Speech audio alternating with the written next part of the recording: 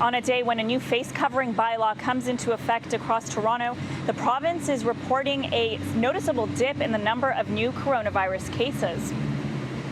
112 cases are being confirmed today. That's down from the 154 reported on Monday, and it's also the lowest number we've seen since June 26th.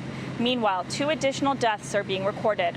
That comes after the province reached a milestone, reporting 0 deaths yesterday for the first time since late March.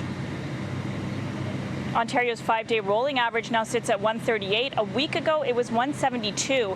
Here's another key number to watch. Roughly 15,000 tests were processed, marking the second straight day that the province fell short of its daily target of 20,000. The total caseload has now passed the 36,000 mark. 87% of those are considered resolved.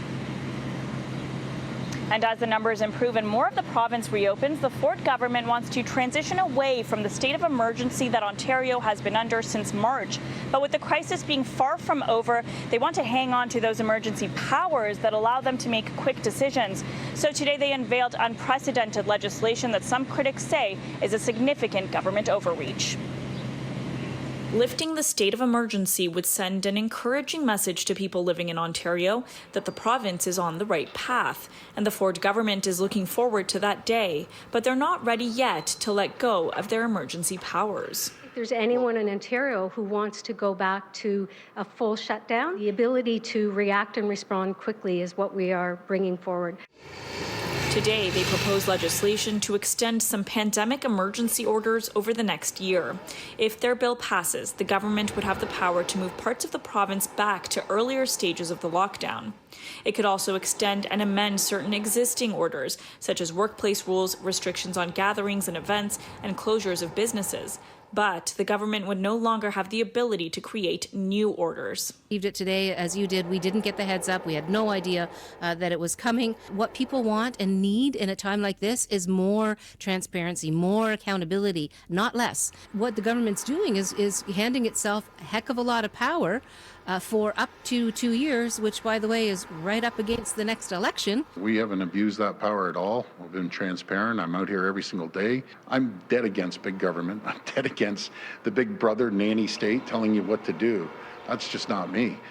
Experts say emergency powers have a long and troubled history throughout the world, so it is understandable that there are concerns being raised. I think that's going to be lurking in the back of a lot of legislators' minds. And people are going to want to take a very close look at the proposed legislation to see that it's correctly tailored and that it isn't being used as a way of avoiding scrutiny. And at the moment, I think everybody knows that we're still facing the pandemic, and so there will certainly be an appetite out there to allow the Ford government to hold on to some of these powers while this crisis lasts.